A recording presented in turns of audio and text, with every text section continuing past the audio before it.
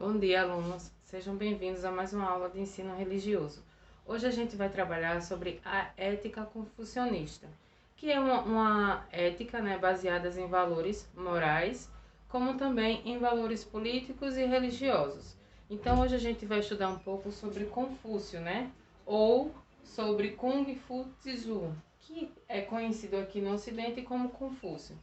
Confúcio ele foi um jovem, muito instruído para sua época. Não era de família tradicional ou nobre, que era uma tradição na China, que os pensadores ou os filósofos daquela época sempre vinham de famílias tradicionais ou nobres, que não foi o caso de Confúcio. Porém, foi um jovem voltado aos estudos, à política, à moral, à social. Então, toda a sua doutrina, todo o seu pensamento filosófico estão baseados nesses princípios, tá certo? Para aprender um pouco sobre a ética, a gente vai para esse sistema ao qual ele elaborou, Durante a sua vida, durante os conhecimentos que ele adquiriu, ele elaborou um sistema, que foi muito utilizado na China por muitos anos, por algumas dinastias até, que era fundada na moral, na parte social, política, religiosa e, principalmente, gente, educacional. Porque para Confúcio a educação era um dos valores primordiais para que uma sociedade pudesse se desenvolver de forma homogênea e também se desenvolver a parte moral, social e política dela. E assim se manter, estável, sem, vamos dizer assim, sem conflitos. Então vamos lá. Ele elaborou um sistema fundado na moral e social, que isso desencadeava uma disciplina e uma ordem dentro da sociedade. E também é fundado nos princípios políticos, no qual os cidadãos têm na figura do imperador um pai do povo. Então, todo o povo, os súditos, assim dizendo, deve obediência ao seu imperador, como se ele devesse obediência a um deus. Então, para que isso funcionasse, tanto o súdito teria que ter, vamos dizer assim, um respeito, tanto o imperador teria que ter um respeito pelo seu súdito, como o seu súdito deveria ter um respeito para com seu imperador, como se fosse uma relação de pai e filho. Só assim fluiria toda a sociedade e ela funcionaria. Que vem a consciência política. E o religioso, que era fundado nas tradições antigas chinesas, em toda aquela tradição de rituais, de celebrações, de festividades. Então, todo o movimento religioso era baseado nisso. E vem a educação, onde a gente vai ter a valorização da educação. A educação, segundo Confúcio, era primordial. Tanto que a gente tem que entender que nesse período, a China passava por alguns processos na qual havia muita pobreza, no período feudal, onde havia muita pobreza. A população mais humilde não tinha acesso à educação, O trabalho ele era muito primitivo, como vamos dizer assim, voltado à agricultura. Então, toda a população era voltada para esse meio e não tinha acesso à educação, a não ser os nobres, os mais ricos, aqueles que podiam pagar um professor.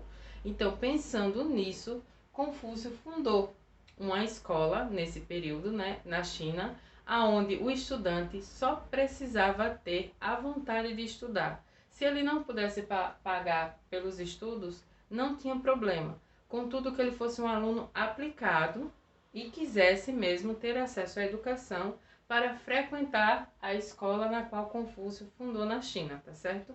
Então a gente tem que entender que essa ética confucionista voltada a, vamos dizer assim, a natureza humana, que segundo Confúcio também é uma natureza que ela é boa e ela tem que ser moldada pela estrutura, vamos dizer assim, moral, social, política, religiosa e principalmente pela educação, para que esse indivíduo venha a ser um indivíduo formado, instruído, que tenha consciência política, que seja também disciplinado e que também saiba obedecer uma ordem social.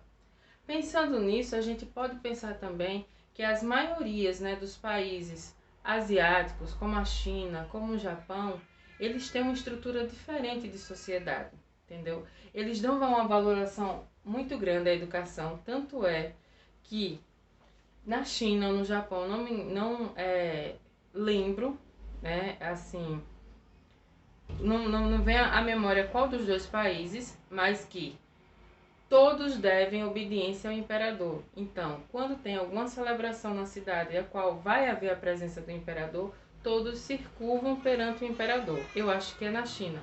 Só tem uma profissão que não se curva diante ao imperador, que é o professor. O professor não tem obrigação de se curvar diante do imperador. Isso deve-se a uma cultura milenar que vem sendo trazida pelo confucionismo, pelo taoísmo, pelo budismo, de qual a valorização da educação é primordial. Então, o professor lá, ele é uma figura valorizada, é uma figura na qual, vamos dizer assim, é respeitada e é uma das funções primordiais para que a sociedade possa se desenvolver. Entendeu? Então você vai ver muito em países como a China, como o Japão, uma valorização muito grande da educação. O sistema educacional funciona, a criança é inserida na educação logo cedo. É um país também que valoriza também o trabalho, o desenvolvimento, as ciências, a política, né, a ordem. Então tudo lá vamos dizer assim, todo o movimento social que acontece lá segue uma ordem e todos obedecem. Incrível, mas todos obedecem a essa ordem, que é para que a sociedade possa funcionar. Por isso que a gente diz que o Japão, a China são países de primeiro mundo que têm uma tecnologia de ponta, que tem uma educação que funciona, que tem uma sociedade que funciona, onde todos têm a possibilidade de ter acessos com menos desigualdades sociais.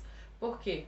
São baseadas em critérios que são tidos como milenar, que são trazidos por essas éticas, por essas doutrinas, por esses pensamentos filosóficos, como o confucionismo, o budismo, o taoísmo, que são correntes contemporâneas ao confucionismo e também tiveram muita influência nesses países, tá? Então, facinho de entender. Ética confucionista, que foi originada a partir de Confúcio, né? Que é conhecida aqui no Ocidente como Confúcio, mas lá é conhecido como Kung Fu Tzu. Ele elaborou um sistema onde tinha a moral, a social, a político, religioso e a educação incluído, né? Na qual a moral e a social serve para disciplinar as pessoas e manter a sociedade em ordem, na qual a pessoa vai ter na figura do imperador um pai e o imperador vai ter na figura do seu súdito um filho. Então a relação política é dada nisso.